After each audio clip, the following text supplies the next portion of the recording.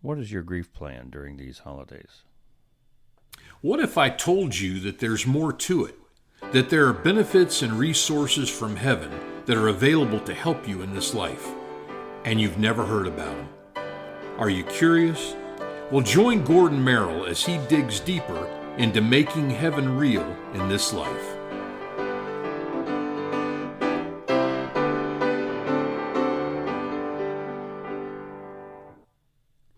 Welcome back to Making Heaven Real. This time of year during the holidays is the time that grief counselors will tell you it is the hardest on people who are grieving and the hardest on loved ones who are left behind. Right now, during this time, from Halloween through Thanksgiving, Christmas, and New Year's, is a time where people have very special, very intimate memories of times shared with those who have passed on. Grief counselors will tell you that these are the hardest times. These are also the times where you have frequent ambushes of grief. You can be going along during the day and everything going great, and suddenly a smell will come around that triggers a memory. Or you hear a song on the radio, or you hear a bell ring.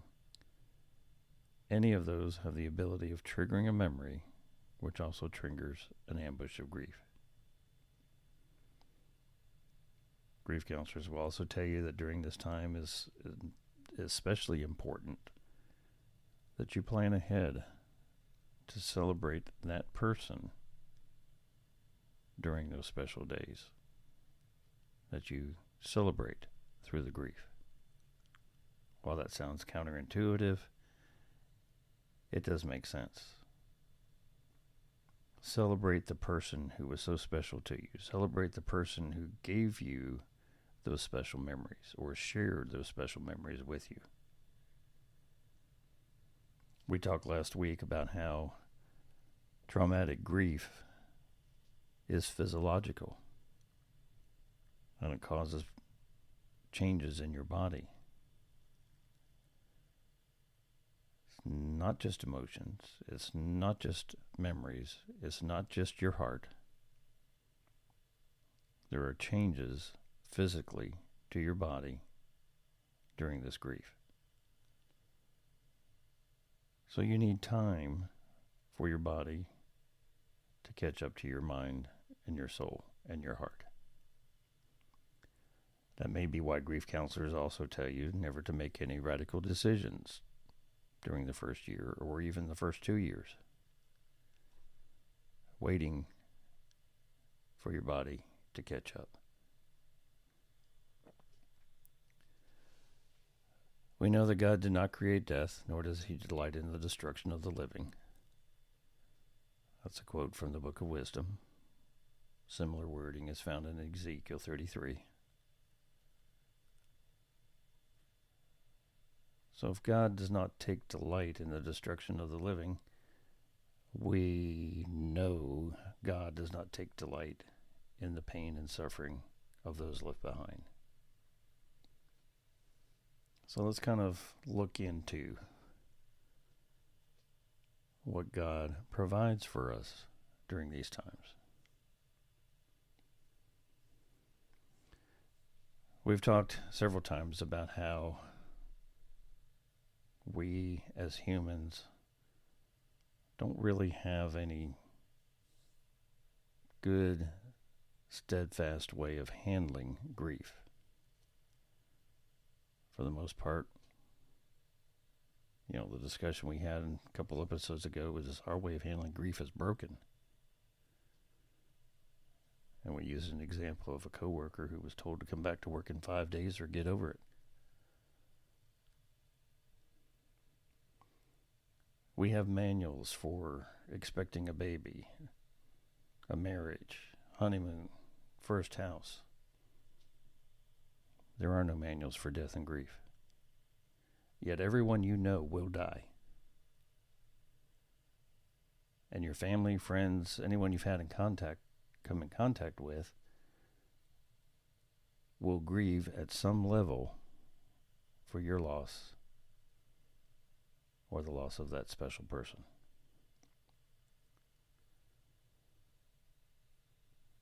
Brushing aside your grief, trying to overrun your grief, it's not going to help. Many people do that by diving into food or liquor or drugs or activities or even spiritual activities. Well, spoiler alert, your grief will win.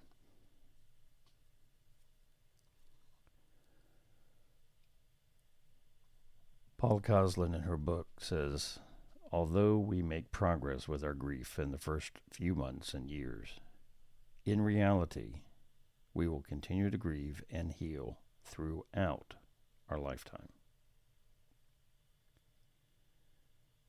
The part of that quote that I like the most is that we will continue to grieve and heal. She goes on to say, how will I continue to honor that special relationship I had and still have with my loved one? Again, the part of that that really stands out is honor that special relationship I still have with my loved one.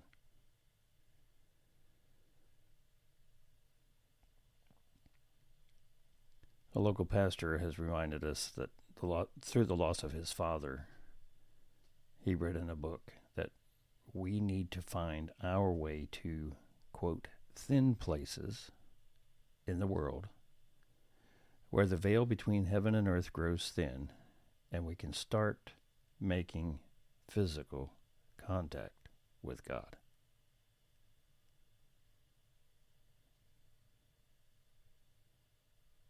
Let me read it one more time and let it set in a little bit. We need to find our way to thin places in the world where the veil between heaven and earth grows thin and we can start making physical contact with God.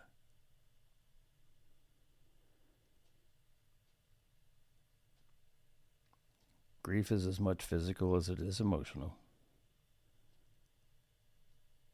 And trying to use spiritual busyness to hide grief doesn't help. However, there is evidence that communication across the veil is ready for you when you need it, when you want it, when you ask for it. And so is physical contact with God.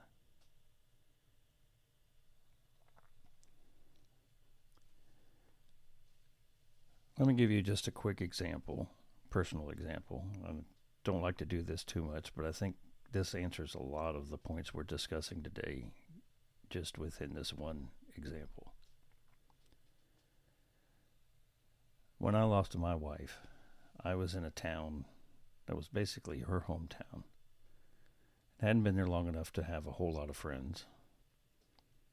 And when it came time for me to look at the current status and looking at community and looking at people that I can be involved with to help with this, even the grief counselor kind of admitted it probably was time for me to consider moving back home to a different state.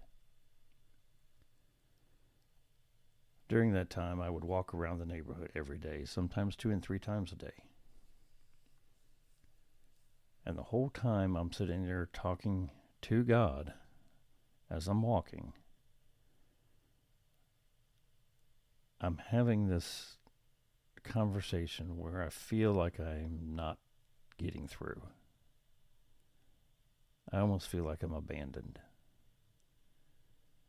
And I keep talking, and I keep asking, and I keep wanting to know what I need to do next, or what the next thing needs to be, and do I need to go back home, even though it hasn't been a year or two, and that would be a major decision within the first 2 years, and all of those things were pointing against that, and I was wanting to know an answer. One of the first things I heard, literally heard, during these walks, was we will be talking across the veil, and that came from my late wife. not too long after that, it ended up coming back to, we will work together across the veil. Had no idea what that meant, but I was getting a response.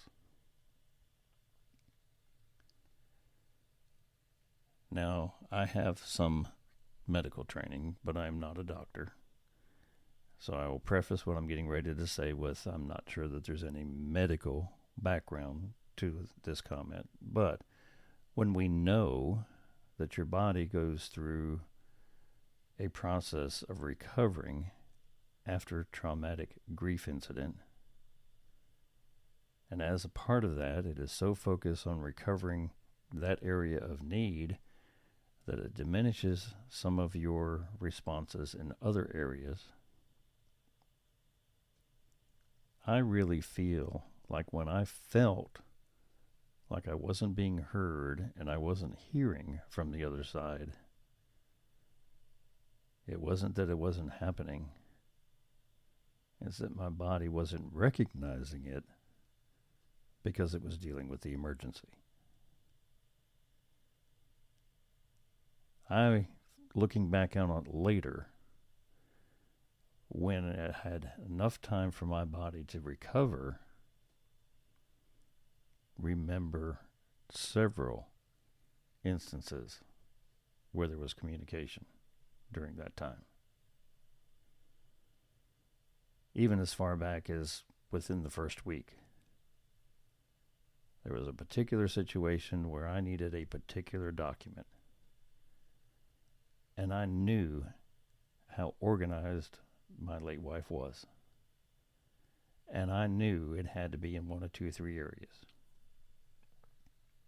And as I'm struggling to maintain composure enough to stay together for that first week, I'm walking through the house and I'm asking, where would I find this document?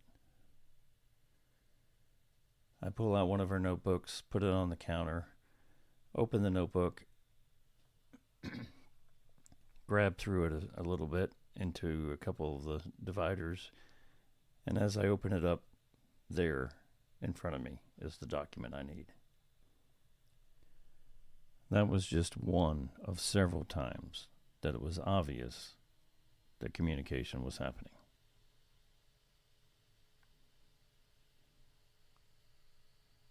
Walking around the neighborhood several months later is when I heard directly from God that we needed to start this podcast. We started out in episode 1 talking about what you don't know. And my question is, why don't we know? And the answer I got very strong and dramatically in my ear is, well, then we need to tell them. Even now, key points for this podcast come to me in this communication. It's here. It's available. We've talked about all the people around you, the great cloud of witnesses, all of your friends, all of your neighbors, all of your spirits. It's here when you need it. Now, from the other side of things, I told you at the beginning of the episode, if you haven't lost somebody, don't go anywhere because part of this is going to apply to you. I'm sure if you personally haven't lost somebody close to you in your family in the last year or two, you know somebody who has. One of the things that's very pronounced to people who lose someone close to them going through grief is how society as a whole has no idea how to handle grief. So strictly based on what I experienced in my situation, I have come up with what I call a grief support first aid kit. And it's basically just 3 L's. Number one, God asks us to love everybody as He loved us. Now, that's not anything romantic or crazy. It's just the love that God shows to you. And if you show that same love to someone else, especially during this time, it will be greatly appreciated. The second L is listen, with no expectation. You know, a lot of what's going on with grief support is people are kind of afraid of it, and it almost turns into a performance anxiety. What will they expect me to do? What should I be doing? Is there something that's on a list of 5 things you're supposed to do for somebody grieving? I don't know any of this. What am I going to do? And because of that, a lot of them run and hide. So L number 3 is linger. Be present for them. One of the things I think is felt most by people who have a major loss in grief is being abandoned.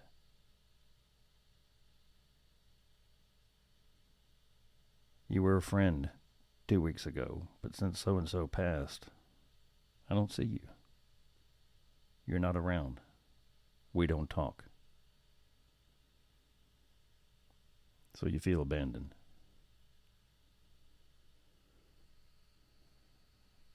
In my case, one of the things I will tell you that I think is kind of interesting, and it's not too personal, is the neighbor across the street was a young lady who lived alone, and she had 2 dogs. Every time I was out in the yard and they came out, those 2 dogs would come running over, and we'd talk, and I'd pet the dogs, and the dogs would just, run and play games and do all kinds of things, and it was great. Until my wife passed. Now, I don't know if it was a performance anxiety kind of thing and didn't know what to do or how to handle it or whatever, but the thing that really kind of hurt the most was I no longer had time with the dogs. They weren't my dogs.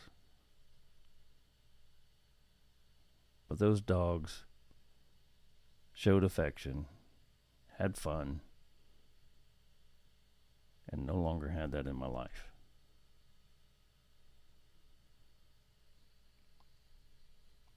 When you go back and listen and talk about listening, I had revealed in this situation in a previous episode where a coworker suddenly had her significant other die while she was out of town. It was completely devastating for her. It got to the point where people were starting to call me to ask me if I had heard from her and how she was doing. When I finally found out from her later, years later, after she returned to work, got back to some semblance of normalcy in her life, she told me she got to the point where she did not return anybody's phone calls or answer anybody but me, simply because I listened. I didn't tell her what to do, and I had no expectation. There's nothing more disorienting to somebody going through a major loss and major grief than to have a choir of people telling you what you should do. Now, the ironic part of that is, for the most part, a large number of those people telling you what you should do have never been there themselves. So you listen without expectation.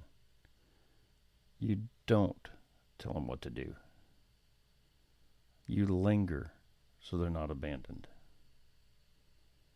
And you love them as you would love any human as of God.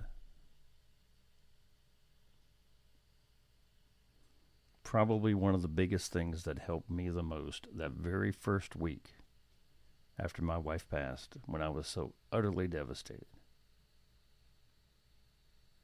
was my son came and spent the week with me.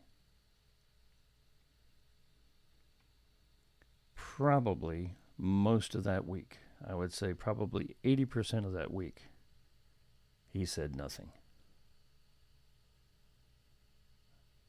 We spent time together. He helped with decisions I needed to make. He helped me find things in the house that I couldn't find. He helped to make sure that I ate. That's how devastated I was. But the best part of his support was he was there and he listened. Like I said, almost 80% of the week, he never said a word. But he was there. He listened, he lingered, and he loved. The 3 L's of your grief support kit.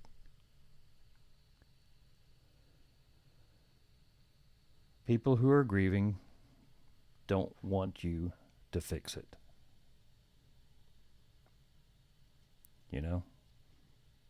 Like the coworker. She quit answering calls and talking to people because they kept telling her what to do and they kept trying to fix it. They don't want you to fix it. In all reality, you can't fix it.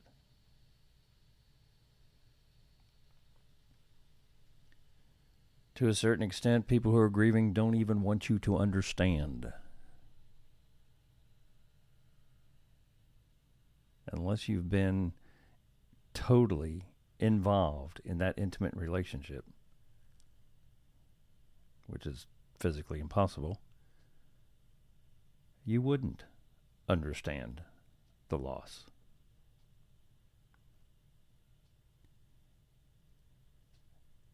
People grieving definitely don't want you to be afraid that you don't know what to do. It goes back to the abandonment or the performance anxiety.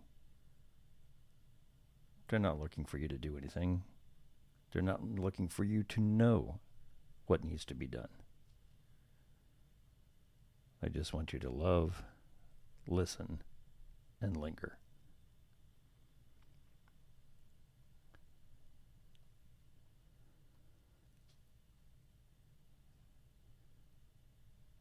When it comes to grief and the sudden loss,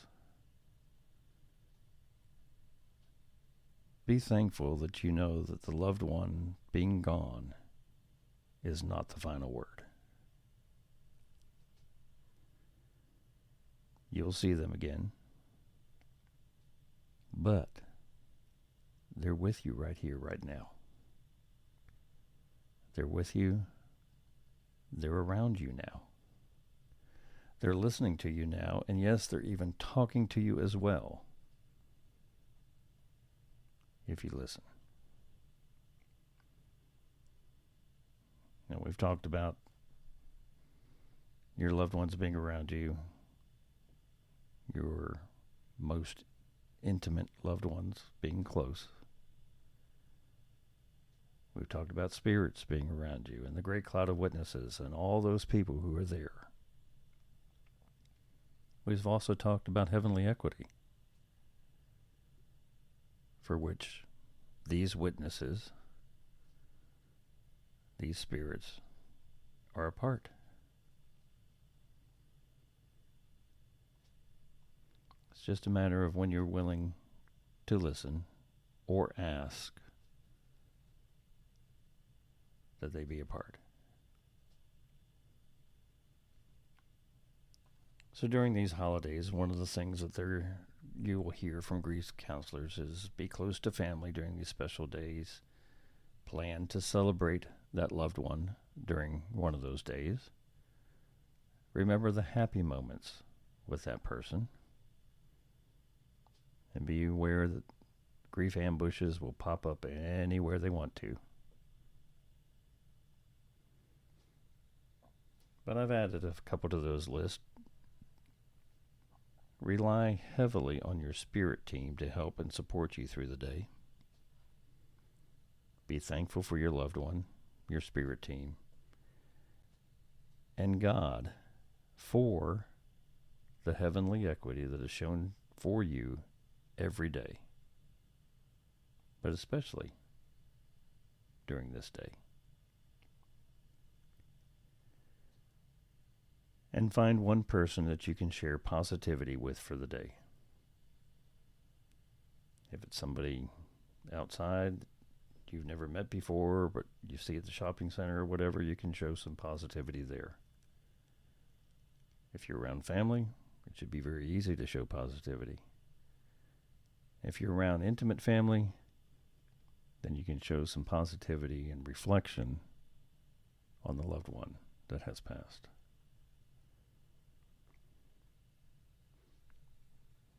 God has asked each of his spirits in these human bodies that we love others. And we pass on the message of God's total, unconditional love. As we pass that on, that brings on real joy. During a time of grief, during a time soon after a devastating loss, that real joy may feel a little diminished under the shroud of all of that grief, but it's joy nonetheless. We were talking earlier about how God has commanded us to love each other. That's one of the 3 L's in the Grief Toolkit. John 13 says, "Love one another as I have loved you."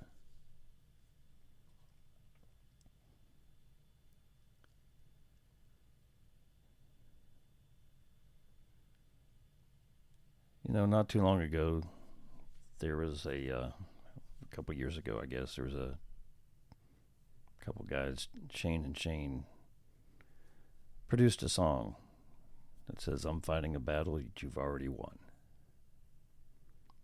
And that's talking about our battles here on earth, where God has intervened or God has helped. And we already know through our discussion of heavenly equity how long in advance God has worked on pieces and parts necessary to make an outcome possible for us. So when it comes to having a battle here on earth, God has already worked through part of that before you get to it, and you also know that he's already won it for us. A couple lines out of the lyrics I thought were very interesting in this case is, "I know how the story ends. We will be with you again and your spirit team. No more fear in life or death." Yes, we know how the story ends, but we are still writing that story right here, right now, in our life as we're dealing with grief. But we're writing that story with the help and direction of our loved one, our spirits, and our God. This is not something ethereal, occasional, or only if needed. This is life. This is your life. And this is making heaven real in your life. We hope you learned something new about God's love and his resources during our time together. Please like and subscribe so you don't miss out. You can find our social media links and our contact info in the show notes. When you're commenting, please reference the episode number. Join us next time as we again search out the ways of making heaven real in this life with Gordon Merrill.